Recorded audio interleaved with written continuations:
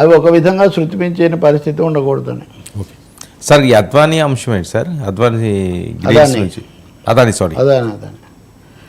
అదాని అంశం మీద ఈరోజు యాక్చువల్గా రాయిటర్స్ ఒక స్టోరీ ఇచ్చిందని ప్రముఖ పత్రిక ఈనాడులో మొదటి పేజీలో ఇచ్చారు చాలా పెద్దగా. వాళ్ళు రాసిన దాంట్లో ఒక నిజం ఉంది. ఆర్థిక శాఖ వద్దన్నా కానీ జగన్మోహన్ రెడ్డి ఆ ఒప్పందం కుదుర్చుకున్నాడు అని.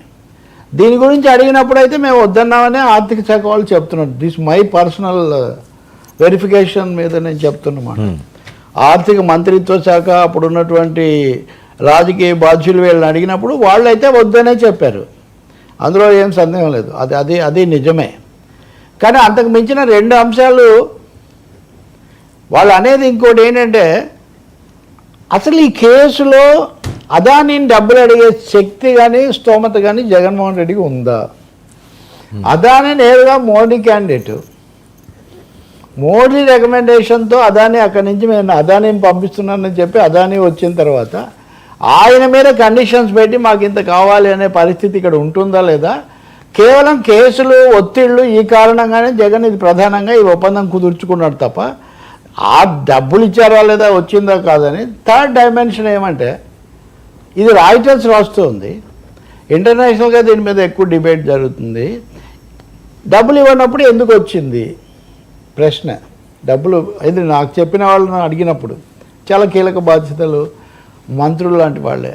అంటే ఇది అసలు ఎజ్యూర్ అని ఇందులో ఇంకొక సంస్థ ఉంది, మీరు చూసుంటారు కదా. ఓకే, సెకీతో ఎజ్యూర్ అనేది ఒప్పందం కుదుర్చుకుంది. వాళ్ళని అదానీ వాళ్ళు వెళ్ళి దానికి చాలా ఎక్కువ ఖర్చు అవుతుంది, మీరు భరించలేరు, మాతో చేతులు కలపండి, ఇద్దరం చేసుకుందాం అన్నారు. ఇద్దరు చేసుకున్నాక ఎజ్యూర్ వాళ్ళు ఇప్పుడు పేచి పెట్టుకున్నారు అదానీలతో. అన్నీ మీరే కొట్టేశారు మాకు ఇవ్వలేదని. అప్పుడు లేదు మేము ఇన్ని వేల కోట్లు ఖర్చు పెట్టామని అదానీలే ఈ కథను వాడుకలో పెట్టారు. The story generated from Adani. ఇప్పుడు రాయిటర్స్ స్టోరీ ఈరోజు ఇచ్చారు, ఇది కూడా అదానీలే చెప్పారు. ఓకే. సో ఇదంతా ఒక అదానీ మాయాజాలం ఒకటి చాలా పెద్దది నడుస్తుంది. అదాని నమో అదాని అని, నమో అంటే నరేంద్ర మోడీ, నమో అదాని. ఈ వ్యవస్థలో నమో అదాని అంటుంటే కాకపోతే లొంగిపోటు అనేది కామన్గా ఉంది ఇక్కడ. బీజేపీ వాళ్ళని ఎవరిని చూపించలేరు కాబట్టి వాళ్ళు ఒరిస్సా, తమిళనాడు, ఆంధ్రప్రదేశ్ అని చూపిస్తున్నారు. కుదుర్చుకున్న మాట నిజం. ఆర్థిక శాఖ వద్దని చెప్పిన మాట కూడా నిజం. అప్పుడు రావత్ అని ఆయన ఆర్థిక శాఖ సెక్రటరీ ఫైనాన్స్, ఆయన మంచి పేరే ఉంది ఆయనకు అంటున్నారు. కాబట్టి వీటన్నిటి రీత్యా చూసినప్పుడు తప్పకుండా ఇంకోటి ఇందాక నేను మీకు చెప్పాను కదా, వీళ్ళు కూడా ఒప్పందాన్ని రద్దు చేసుకోవట్లేదు. అంటే వీళ్ళు కూడా అదే విధమైన ఒత్తిడిలో ఉన్నారు. కాబట్టి ఇప్పుడు ఇది సహేంద్ర తక్షకాయ స్వాహ అని సర్పయాగంలో ఉంటుంది. తక్షకుడికి ఇంద్రుడు రక్షణ కల్పిస్తే ఇక్కడ యజ్ఞం చేసేవాళ్ళు ఇంద్రుడితో సహా తక్షకుడు వచ్చి ఇందులో పడుగాక అంటారు.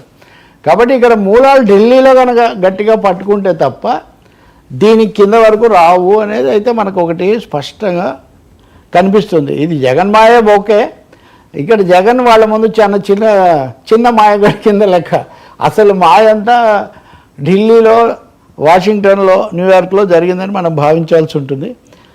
బట్ ఒక ఎండార్స్మెంట్ మటుకు లేదా మనకు వచ్చే సమాచారం ఆర్థిక శాఖ మటుకు వద్దని చెప్పింది. ఆర్థిక శాఖను కాదనే జగన్ చేసుకున్నాడు. అవన్నీ ఇప్పటికి కూడా పూర్తి వివరాలు బయటపడట్లేదు కదా. పెట్టండి, శ్వేతపత్రం ప్రకటించామనండి రాష్ట్ర ప్రభుత్వాన్ని. జగన్ దగ్గర ఆపి అదానీ మోదీ దగ్గరికి పోకపోవడం ఇప్పుడున్న సమస్య. ఇప్పుడు ఈ స్టోరీ కూడా అంతే. అదానీని చేయరు. ఇప్పుడు మీకోసం నేను చేశాను, నేను తిన్నాను తినలేదు వేరే విషయం. మిమ్మల్ని ఏమనకుండా ఇక్కడ ఆగాలంటే అది ఎలా కుదురుతుంది? సరే, ఇక కొలిజియం ముందు హాజరైన